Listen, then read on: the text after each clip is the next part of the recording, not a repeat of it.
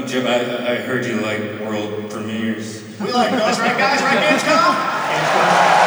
Radio Times does gaming. Radio Times does Gamescom. That's right, Radio Times does Gamescom. I'm Rob Lean, the gaming editor at Radio Times. I'm Alex Raisbeck, and I'm the gaming writer at Radio Times. And we are actually here at Gamescom in the Kölnmesse in Cologne. We are, and we've just seen the little show known as Opening Night Live. Yes, and it was presented as ever by the one and only Geoff. We love him. We love What Geoff Keighley. He's delivered another 2 hours plus. He has. It was a mixed bag, I think. I think at points it was great, and at other points I was extremely bored. But I think that was less because the games weren't very good and more because it was games that I just don't care about. Yeah. I mean, it's a long time to lock in on anything. Yeah. Like, to watch a whole film is, takes concentration. Yeah, When it's for sure. A film where every 2 minutes it's something else going on. Yeah. Even the majesty and the charisma of Geoff. It's cannot a struggle. be questioned. Yeah, it's a struggle to keep it going for 2 hours. It is. I mean, they opened it with, they gave a little kind of Geoff monologue where they kind of name dropped Hollow Knight, which I thought would come up again, but kind of didn't come up again. But there's another show for that on Thursday, apparently. There is. And then they went into Black Ops 7. Black Ops 7. What I've do you been think? caught out again by a trailer that made me go, ooh, this looks really interesting. Maybe I'll play this game. And then it's Call of Duty Black Ops 7. Screw you. No. They got me again. So, but this time around, it was like, I was less interested by the kind of weird vibes they had going on. The fact that they've reeled me in twice means that there must be something there, unless I'm a fool. Yeah, well, it's like whoever's making their trailers is doing an amazing job because they Oh yeah, absolutely. look like, it's like a new, I think you said this, it's like a cool Remedy game or something. But then we got like faked out by Gamescom. They did like a cool horror trailer and they were like, oh no, it's just an advert for Gamescom. Oh, yeah. The thing that we are literally at. Why are you advertising this to me?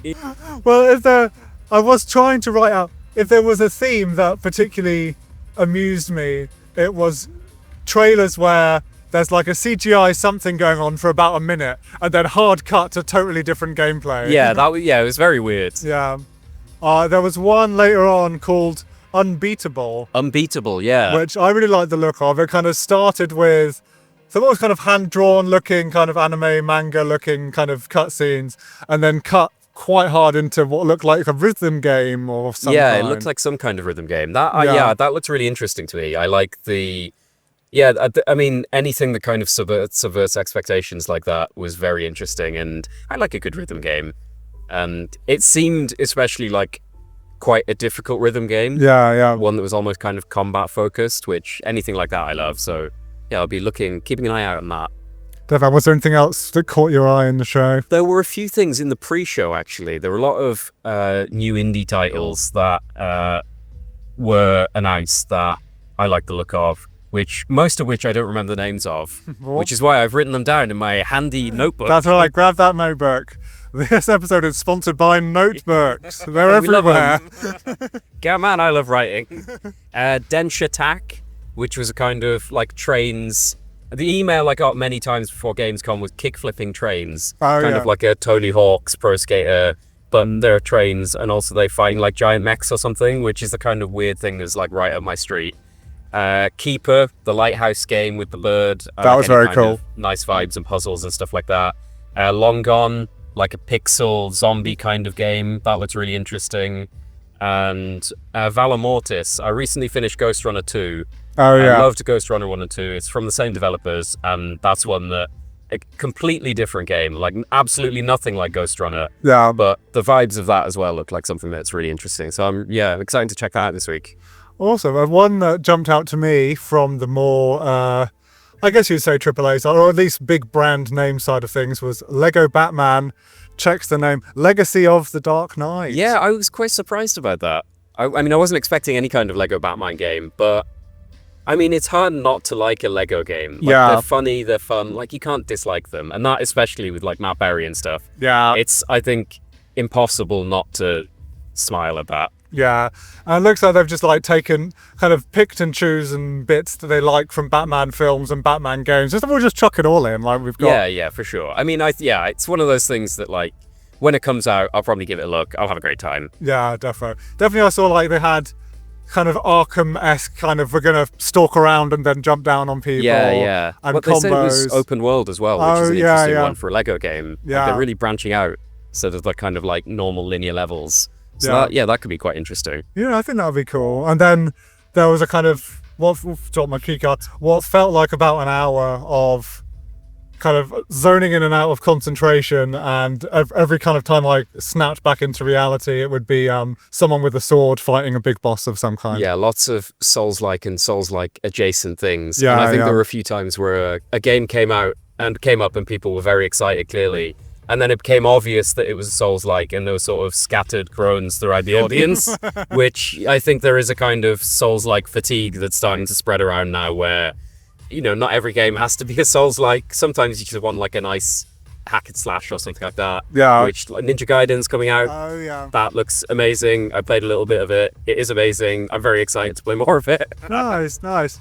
And then pushing towards the end, they finally did Silent Hill and Resident Evil, both shaping those up. definitely feel like the highlights of the show. Yeah, they kind of kept teasing these games are coming, and Outer Worlds as well, these games are coming, and then finally they do towards the end. Yeah, it does seem like, I mean, they definitely got the biggest crowd reactions, especially Resident Evil. Yeah. Like, people going absolutely nuts for that. So, yeah, I think that we're going to be very long queues for those. Yeah, the rest of the shows are going to have to get in nice and early, I think. Definitely. And then literally the lights were coming on, people were leaving, and Geoff was like, there's one more thing. Yeah, there's one more thing. You guys remember Black Myth Wukong? Yeah. He's back, but it's not a monkey anymore. Yeah. It's a guy. It's a guy, a giant tiger? Black Myth guy. No, there's this guy on the tiger. Yeah. Yeah. I mean, maybe it is the tiger. Maybe we've just completely misread the entire trailer. No, there was a guy on the tiger. As a giant tiger. It's a completely different game. Yeah.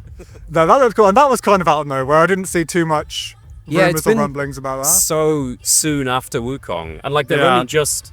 they're releasing Wukong on Xbox tomorrow. Yeah. So it's still not even out on Xbox. They're like, no, we got a new game. Yeah. I think Geoff did say like, and they've started development on this. So I think it's like, that's not... I mean, it was just a cutscene, so probably not very far in development. I can't imagine we're getting that anytime soon. Yeah, well, looking forward to that. Yeah.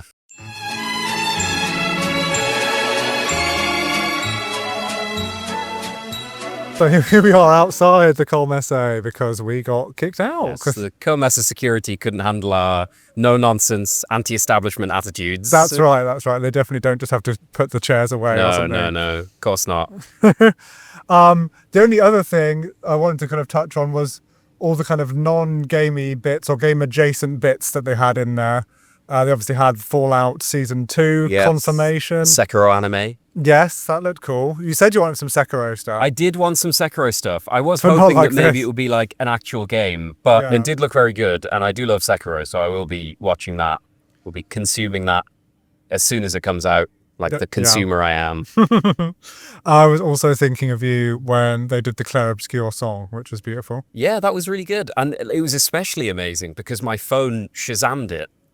That's how good it was. Like a live performance, and my phone was like, "Yeah, I know this song." Like, fair enough. You know, you can't beat that. Absolutely perfect. It did make me want to try that game. I know I've already got it downloaded, but I've not. You should. It's a great game. Which you would know if you read any of my reviews, which clearly you don't. No, I make a point of not reading anything that you put out. Yeah, I mean, fair enough. It's for the best. When you start talking about them, I just switch off completely. But no, that was really cool.